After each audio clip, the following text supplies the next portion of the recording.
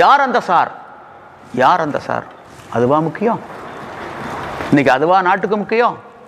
அதுவா மக்களுடைய வாழ்க்கை தரத்தை வசத்துது, வாங்கு சுத்தி கூட்டுது, பொருளாதாரத்தை மேம்படுத்துது? இதை பொறுத்தளவில் பார்த்தீங்கன்னா எல்லா ஊரிலும் நடக்கக்கூடிய ஒன்று தான். அதான் வள்ளுவர் பதிவு பண்ணுறாரு. காமம் என ஒன்றோ கண்ணென்று எண்ணெஞ்சை யாமத்தும் ஆளும் தொழில். உலகத்திலேயே காமத்துக்கு தான் கண்ணு கிடையாது, ஆளனடு யாமத்திலே உயிர் எடுக்குதுங்கிறார். ஆளுமையுடையது காமம். மறைப்பேன்மன் காமத்தை யானோ குறிப்பின்றி தும்மல் போல் தோன்றிவிடும்.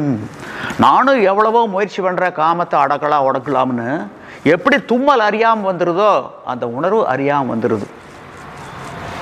காம கடுமுடல் நீந்தி கரைகானேன் யாமத்தும் யானே உளன். காமங்கிறது ஒரு கரை இல்லாத கடல் போன்றது. பகல்லையும் நீந்திக்கிட்டு இருக்கிற, இரவுலையும் நீந்திக்கிட்டு இருக்கிற, எங்கே கரை எங்கே கரைன்னு வள்ளுவர் முடிக்கிறார். பெரியார் அவர்கள் இறந்து அரை நூற்றாண்டுக்கு மேலே ஆயிட்டுது, 50 ஆண்டுகளுக்கு மேலே ஆயிட்டுது. செத்து போன செவள மாட்டை எழுப்பி நான் உடஞ்சி போன கலையை நம்ப கறப்பேன் அப்படின்னு சொல்றதுக்கு இதுக்கு என்ன வேறுபாடு? பத்திரிகை ஊடக நண்பர்களுக்கு அன்பான காலை வணக்கம். நானும் ஓர் மூத்த பத்திரிகையாளன். நடப்பு தண்ணீர் ஆண்டில் 3 முறை மேட்டூர் அணை முழு கொள்ளளவை எட்டியது. இருந்தாலும் குறுவை சாகுபடிக்கு உண்டான தண்ணீரை கர்நாடகம் திறந்துவிடவில்லை. குறுவை பொய்த்து போனது. இதற்கு என்ன காரணம்?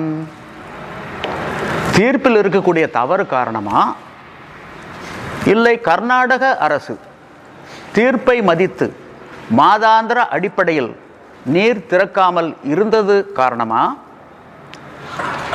புதுடெல்லியில் இருக்கக்கூடிய காவிரி மேலாண்மை ஆணையம், ஒழுங்காற்றுக்குழு இவைகள் தூங்கிவிட்டனவா, இல்லை இந்திய அரசும் உச்சநீதிமன்றமும் பாராமுகமாக இருந்து விட்டதா? ஏன் குறுவை 3 முறை மேட்டூர் அணை முழு கொள்ளளவை எட்டியும் சாகுபடிக்கு சாத்தியம் இல்லாமல் போனது? இதை பற்றி நடந்து முடிந்த சட்டப்பேரவை தேர்தலில் நடந்து முடிந்த சட்டப்பேரவை அமர்வில் எந்த ஒரு கட்சியும் வாய் திறக்கவில்லை. அதே போல நாடாளுமன்றத்திற்கு சென்ற 40 நாடாளுமன்ற உறுப்பினர்களும் இதை பற்றி பேசவில்லை. எதையோ பேசினார்கள். யார் அந்த சார்? யார் அந்த சார்? அதுவா முக்கியம்? இன்னைக்கு அதுவா நாட்டுக்கு முக்கியம்?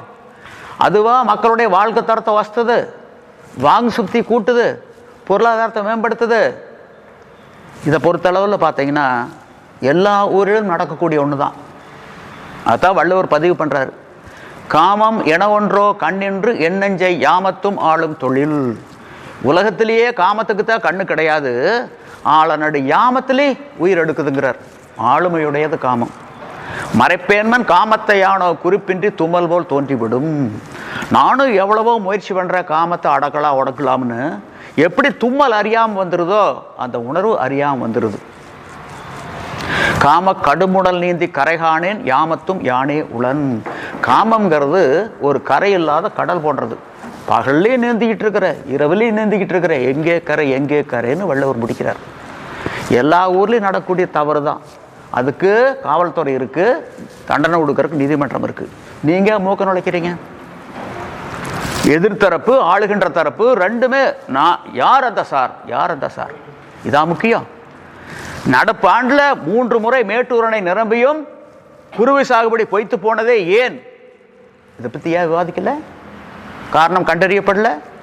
நாடாளுமன்றம் இருக்கு, சட்டப்பேரவை இருக்கு, ரெண்டுலையும் பேசலையே. இப்போ ஈரோடு கிழக்கு தொகுதி இருக்குல்ல, இந்த கிழக்கு தொகுதி காவிரியினுடைய கரையில் அமைந்திருக்கக்கூடிய ஒரு தொகுதி. 100க்கு 100 இங்கே வாழக்கூடிய மக்கள் காவிரி நீரை தான் குடிக்கிறாங்க, பயன்படுத்துகிறாங்க. காவிரி வடிநிலத்தில் இருக்கக்கூடிய, காவிரி கரையை ஒட்டி இருக்கக்கூடிய ஒரு தொகுதி. எதையோ பேசுறாங்க, எதையோ பேசுறாங்க. பெரியாரா சிறியாரா? இவ ராமசாமி அவர்கள் பெரியாரா சிறியாரா? அது விவாத பொருளாக இருக்குது. செயற்கரிய செய்வர் பெரியர், சிறியர் செயற்கரிய செய்கலதார். செயற்கரிய நல்ல பல காரியங்களை செய்பவர்கள் பெரியவர்கள். அத்தகைய காரியங்களை செய்ய இயலாதவர்கள் சிறியவர்கள். அரியவற்றுள் எல்லாம் அரிதே பெரியாரை பேணி தமராக்குழல். பெரியாரை பேணாது ஒழுகின் பெரியாரால் பேரா இடும்பை தரும். இப்படியெல்லாம் வள்ளுவர் சொல்றாரு. இவங்க எந்த பெரியார் சொல்றாங்கன்னு எனக்கு புரியல. இது ஒரு விவாத பொருள், முக்கியமான பொருள். இது பெரியார் அவர்கள் இறந்து அரை நூற்றாண்டுக்கு மேல ஆயிட்டுது, 50 ஆண்டுகளுக்கு மேல ஆயிட்டுது. செத்து போன செவள மாட்டை எழுப்பி நான் உடஞ்சி போன கலையை நம்ப கறப்பேன் அப்படின்னு சொல்றதுக்கு இதுக்கு என்ன வேறுபாடு? இன்னைக்கு பெரியாரை முன்னிறுத்த வேண்டிய அவசியம் என்ன, தேவை என்ன? எவ்வளவோ பிரச்சனைகள் இருக்கு. இந்த தொகுதி காவிரி வடிநிலத்தில் இருக்கக்கூடிய தொகுதி, Kaveri basin, Bhavani sub basin, ஆயக்கட்டு நிலங்கள் இருக்கு. இதுல நீராதாரமா இருக்கிறது கீழ்பவானி அணை. அந்த அணை நீர் நிர்வாகம் 1958 இருந்து 1958 யார் முதலமைச்சர்? காமராஜர். அப்ப யார் நீர்வளத்துறை அமைச்சர்?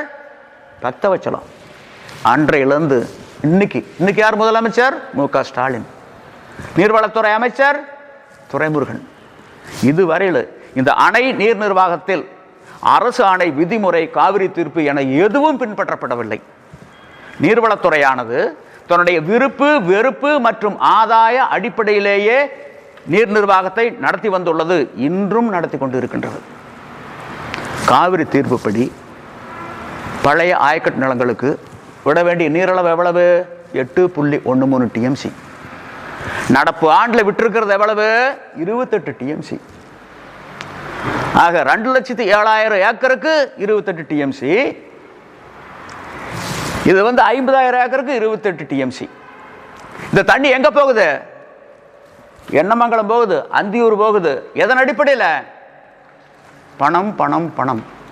ஆலைகளுக்கு போகுது.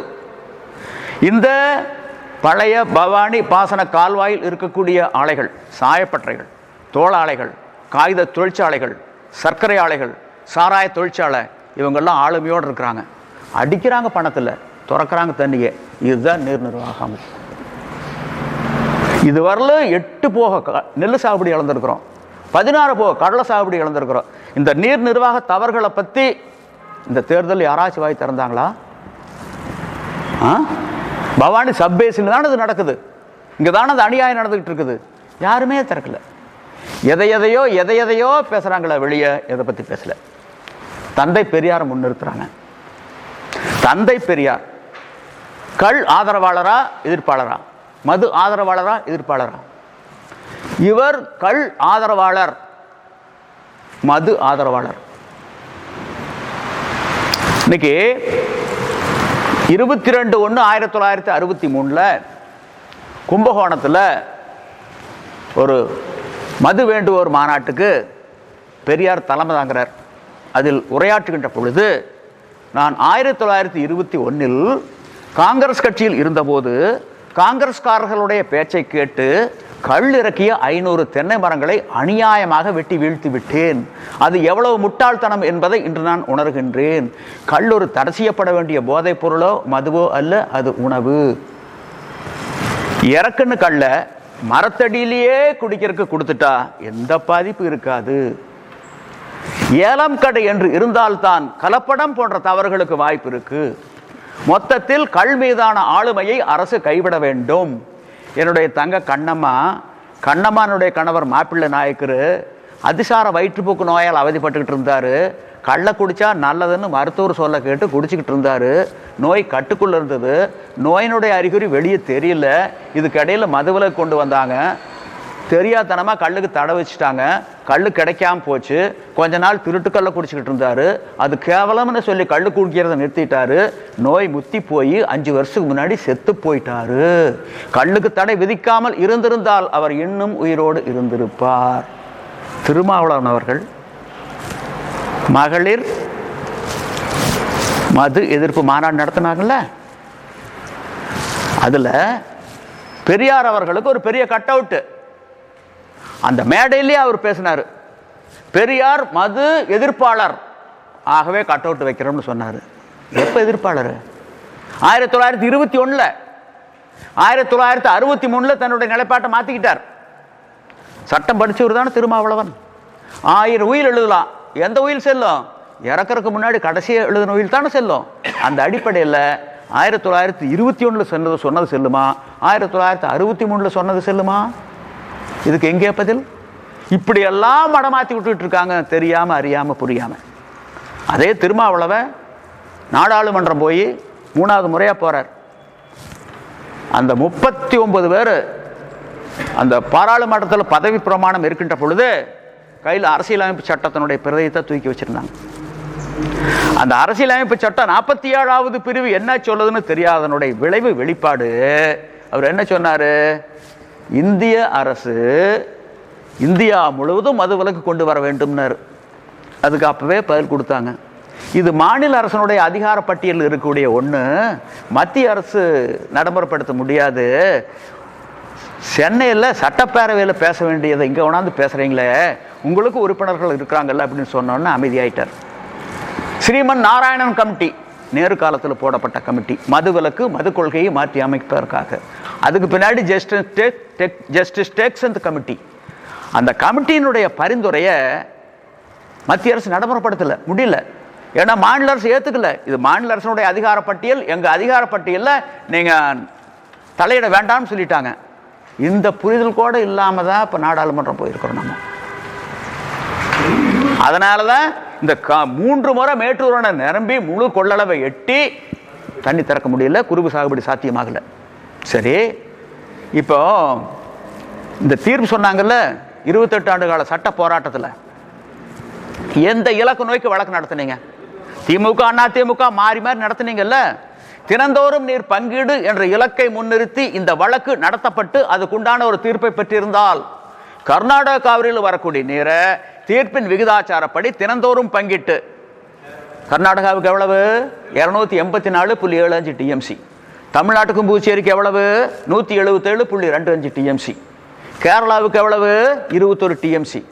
இந்த விகிதாச்சாரப்படி தினந்தோறும் பங்கிட்டு அந்தந்த மாநிலங்களுக்கு கொடுப்பதாக இருந்திருந்தால் தமிழ்நாட்டுக்கும் புதுச்சேரிக்கும் உண்டான உரிமை நீர் தினந்தோறும் காவிரி வழியாக மேட்டூர் அணைக்கு வந்து சேமிக்கப்பட்டு நீர் நிர்வாகம் நடத்தப்படுவதாக இருந்திருந்தால் எதுக்கு உறவு கெடுது?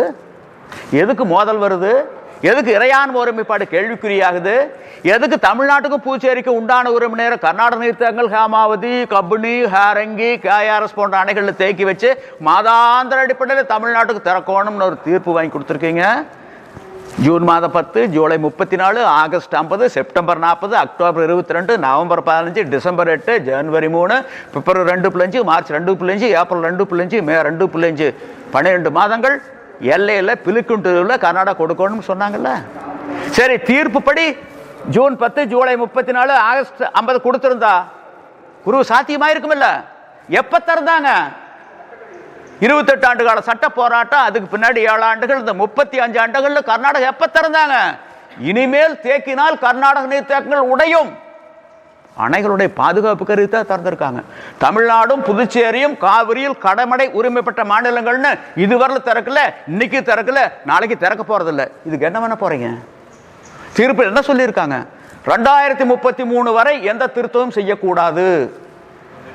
ஏட்டு சுரக்காய், காணல் நீர், மாயமான் கையில் 2033 வரல வச்சிருந்த என்ன பயன்? ஒரு காகிதத்தில் சர்க்கரைன்னு எழுதுனா வாயில் இனிக்குமா? ஏன் உடனே நடைமுறைப்படுத்தாத முடியாத தீர்ப்பு எதற்குன்னு சொல்லி இவங்க உடனே நடுவர் மன்றத்தை நாட வேண்டாமா? அதை பற்றி ஏதாவது சிந்திச்சாங்களா? இல்லை அனைத்து கட்சி கூட்டத்தில் சிறப்பு சட்டப்பேரவை அமர்வில் இதை பற்றி யாராச்சும் பேசினாங்களா? இல்லை இந்த ஈரோடு கிழக்கு தேர்தலில் இது விவாத பொருள் ஆயிருக்கா? தமிழ்நாட்டினுடைய உயிர் நாடியே அதுதான். சென்னைக்கு குடிநீர் காவிரி நீர் தான். வீராணம் போய் அங்கிருந்து சென்னைக்கு போகுது. தெற்கு ராமநாதபுரம் மாவட்டம் வரல குடிநீர். கிட்டத்தட்ட தமிழ்நாட்டில் இருக்கக்கூடிய 80% மக்கள் காவிரி நீர் தான் நம்பி இருக்கிறோம். It is our lifeline. அதை பற்றியே ஒரு அக்கறை இல்லாமல் இருக்கக்கூடியது. எதையோ பேசுறீங்களே. பயனில் சொல் பாராட்டுவானை மகன் எனல் மக்கள் பதறிடு எனல். இவங்கெல்லாம் நெருள் மணிகள் அல்ல, பதர். தூற்றும் போது பறந்து போகுமல்ல பதர், அது. அப்புறம் இவங்க வந்து ஆட்சி பொறுப்புக்கு போனால் எப்படி இருக்கும்? இப்படிப்பட்ட பிரதிநிதி இருந்தால் எப்படி இருக்கும்? கல்லார் வினிக்கும் கடுங்கோல் அது வல்லது இல்லை நிலக்கு பொறைங்கிற மாதிரி தான் இருக்கும். அடுத்து பார்த்தீங்கன்னா, இப்போ